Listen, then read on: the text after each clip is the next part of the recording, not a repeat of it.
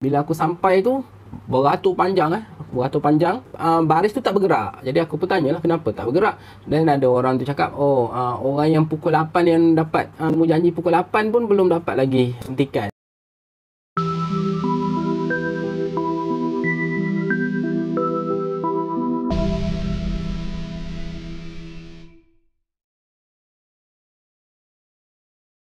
Assalamualaikum warahmatullahi wabarakatuh dan selamat sejahtera kepada semua subscribers aku. Terima kasih kerana menonton video ini dan terima kasih kerana setia dengan Aizen Nasa Sport. Kepada yang baru masuk dan baru menonton video ini, nama aku Nasa dan ini adalah Aizen Nasa Sport. Untuk video kali ini, aku nak share kat korang pengalaman aku mendapat dos vaksin untuk COVID-19. Untuk makluman korang, aku telah pun mendapat dos pertama vaksin COVID-19 pada 14 hari bulan Jun 2021 yang lepas. Dan aku perlu menghadirkan diri untuk mendapatkan dos tersebut di pusat pemberian vaksin di Unimas, PPV Unimas. Untuk makluman korang, Unimas telah terpilih untuk menjadi pusat pemberian vaksin sebagai salah satu langkah kerajaan untuk mempercepatkan pemberian vaksin di kalangan rakyat Malaysia lah. Dan aku sebagai staf Unimas menjadi batch pertama.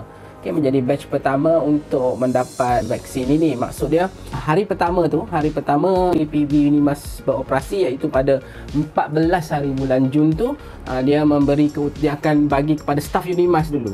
Hari pertama dan hari kedua dia bagi kat staf Unimas dulu. Kemudian pada hari ketiga, iaitu pada hari Rabu 16 hari bulan Jun tu, dia start open, dia start buka kepada orang ramai lah. Kenapa dia bagi kat staf Unimas dulu? Sebab Unimas ni dia jadi pusat pemberian vaksin. Apabila dia dah dibuka kepada orang awam nanti, orang luar masuk, orang luar keluar masuk, akan ramai orang keluar masuk. Apabila ramai orang keluar masuk, kita tak tahu status kesihatan mereka. Jadi potensi untuk kuman COVID-19 ni tersebar tu tinggi lah. Untuk melindungi staf, jadi dia akan bagi kepada staf dululah, sebab orang luar keluar masuk dalam Unimas. Jadi dia akan memberi macam potensi untuk dijangkiti kepada staf tu tinggi.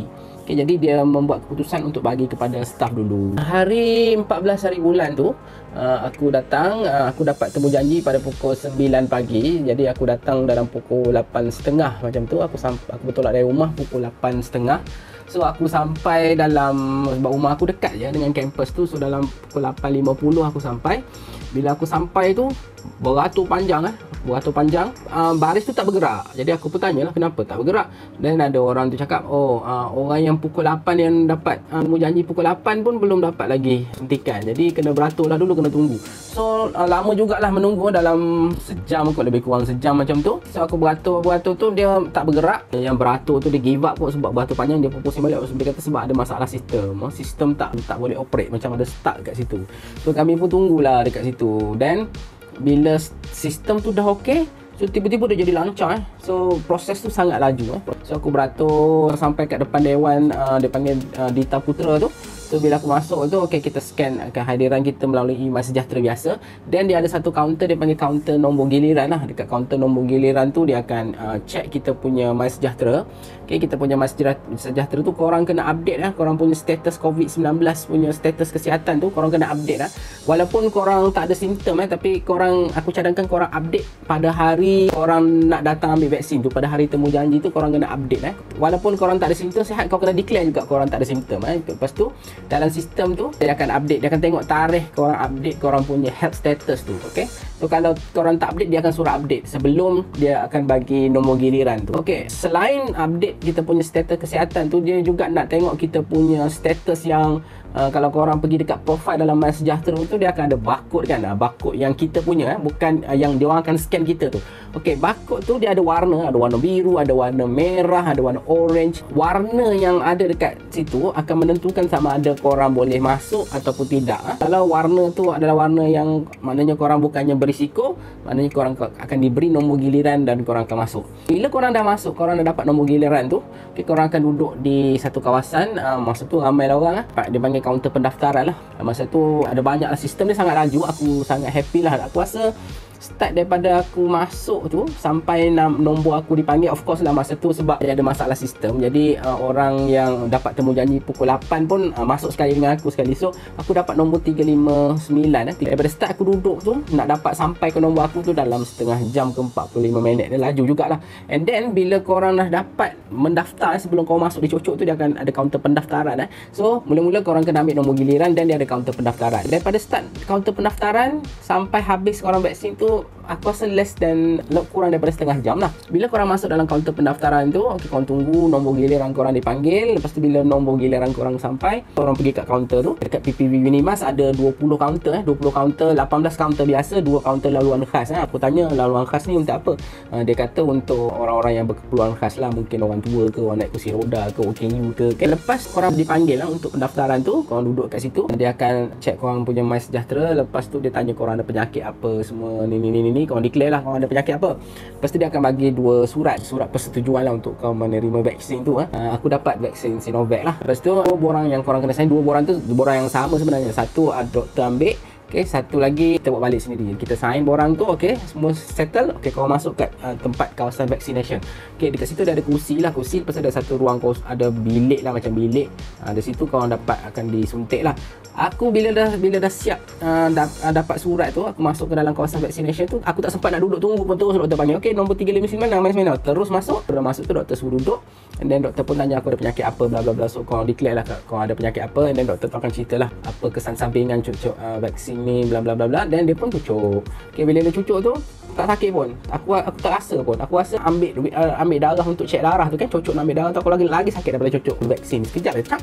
Tu bila dah siap, kita akan ambil surat satu, sebab ada 2 salinan tadi kan. Dia ambil satu surat, satu lagi surat dia akan cop. Lepas tu kita akan dia bawa, dia ada satu ruang, dia panggil ruang macam pemerhatian. Daripada situ korang duduklah dekat situ. Dia bagi masa 15 minit lah untuk tengok simptom-simptom yang mungkin segera macam contoh tiba-tiba korang menggeletar ke. Kalau ada, dia akan bawa kita ke bilik sakit lah, dah ada sick bay. Dalam masa 15 minit tu kalau korang tak ada simptom, korang duduk lah. Aku duduk masa tu, aku duduk dengan member-member aku sembang-sembang lah. Sembang-sembang. Habis masa 15 minit nombor kita keluar. Dia akan panggil 359. Aku ingat nombor giliran aku 359. Dan dia ada satu kaunter kat depan tu, dia panggil kaunter temu janji untuk second dose. Daripada situ kita kena tunjuk IC semua. Dan dia akan bagi satu kad untuk mendapatkan temu janji untuk dapat dos kedua. Ni kad untuk dos kedua. Dia dah bagi satu kad lah untuk dapatkan dos kedua. Dos kedua aku pada 5 Julai. Maknanya sela antara suntikan pertama dengan suntikan kedua tu adalah 21 hari, 3 minggu lah untuk Sinovac. Aku tak pasti pula dengan Pfizer ataupun AstraZeneca. Korang boleh tanyalah kawan-kawan yang dah dapat AstraZeneca ataupun Pfizer. Tapi untuk Sinovac 21 hari. Okay, bila dia dah bagi kad tu, dan kita pun boleh jalan keluar. Dekat situ ada booth lah dekat luar tu. Korang nak ambil gambar lah saya telah divaksin, bla bla bla semua. Okay, korang boleh land. Lepas settle tu semua, okay, dia ada satu laluan keluar. Lepas tu settle untuk vaccination. Okay. Proses vaccination di PPV ni sangat pantas lah. Ya, pada awalnya aku menunggu lama beratus sebab ada masalah sistem. Tapi bila sistem tu dah beroperasi, bila on tu, semua berlaku dengan sangat pantas lah. Setakat ni aku masih tak ada apa-apa. Simptom selepas dos pertama yang aku alami, mungkin orang lain alami lain orang lain punya simptom dia. Macam aku punya kes, aku cuma rasa penat lah. Balik tu aku rasa macam letih sekejap, masa mengantuk, aku terlelap, aku tak tahu, aku main dengan anak aku, lepas tu aku terlelap, lepas tu aku bangun, keesokan harinya rasa sakit dekat bahagian disuntik, rasa macam lenguh nak angkat bahu tu. Dan lepas tu dah okey. Lain orang lain lah dia punya kesan sampingan. Ada orang kata second dose dia punya kesan lagi kuat lah. Jadi kita nanti lepas second dose, aku dapat second dose, nanti aku akan buat lagi video untuk share apa pengalaman aku. Okey.